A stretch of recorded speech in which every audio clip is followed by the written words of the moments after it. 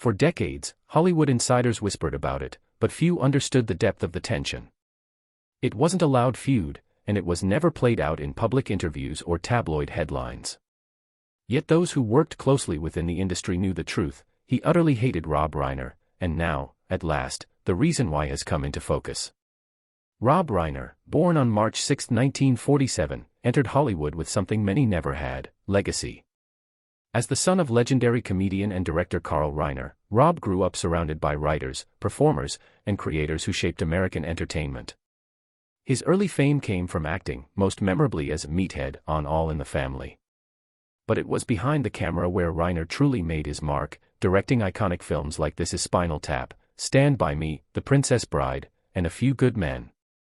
To the public, Reiner was admired, smart, articulate, progressive, and seemingly generous with praise. But to some of his contemporaries, especially those who came up the hard way, Reiner represented something deeply unsettling. He represented access without struggle. The man who came to resent Rob Reiner most intensely was shaped by a completely different Hollywood. He was forged in long auditions, quiet humiliations, rejected scripts, and years of invisibility. He believed success had to be earned through patience, discipline, and failure, not inherited through proximity. According to those close to him, his issue with Reiner was never personal cruelty or jealousy. It was philosophical. To him, Rob Reiner symbolized a Hollywood that had stopped demanding endurance.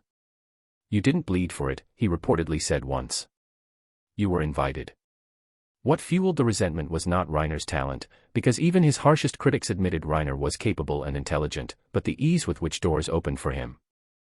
Reiner could fail and still be trusted. Others failed and disappeared.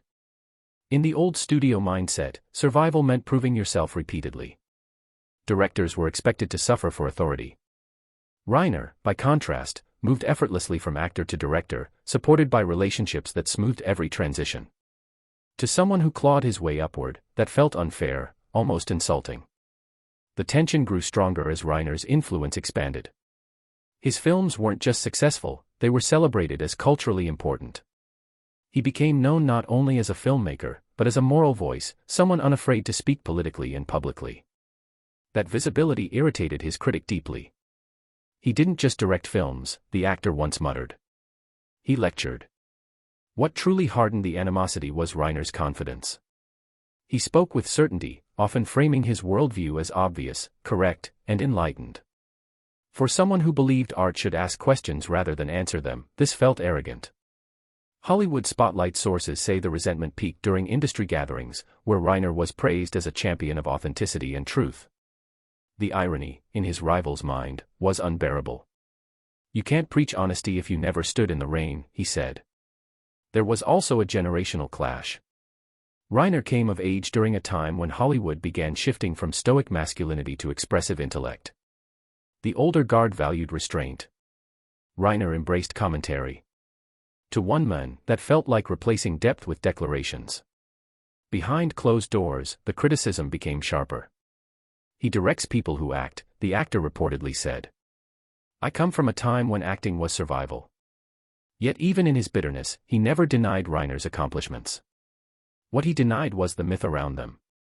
He rejected the idea that success achieved with support carried the same weight as success achieved alone. Industry insiders noted that whenever Rob Reiner's name came up, the mood shifted. The actor would grow quieter, colder, visibly irritated. It wasn't anger, it was something closer to disappointment. In later years, with time softening edges, the truth finally emerged. The hatred was never about Rob Reiner the man. It was about what Reiner represented. He represented a Hollywood that no longer resembled the one that raised him. A Hollywood where lineage mattered. Where messaging sometimes mattered more than mystery. Where struggle was optional. "I don't hate him," the actor eventually admitted. "I hate what the business became while he was succeeding in it." That admission reframed everything. Rob Reiner was not the enemy, he was the symbol. And symbols are easier to resent than systems. By the end of his career, the actor understood that bitterness didn't change history. Hollywood moves forward, indifferent to those it leaves behind.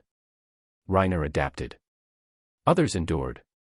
Today, Rob Reiner stands as one of the most influential filmmakers of his generation. And the man who once utterly hated him is remembered for something else entirely. Authenticity earned the hard way. In the end, the reason wasn't rivalry. It wasn't jealousy. It was mourning. Mourning for an industry that no longer asked artists to suffer before being heard. For Hollywood Spotlight, John Kahane Channel, this story isn't about blame. It's about understanding how two men, shaped by different eras, could never see eye to eye. Because sometimes hatred isn't about the person in front of you. It's about the world that changed behind you.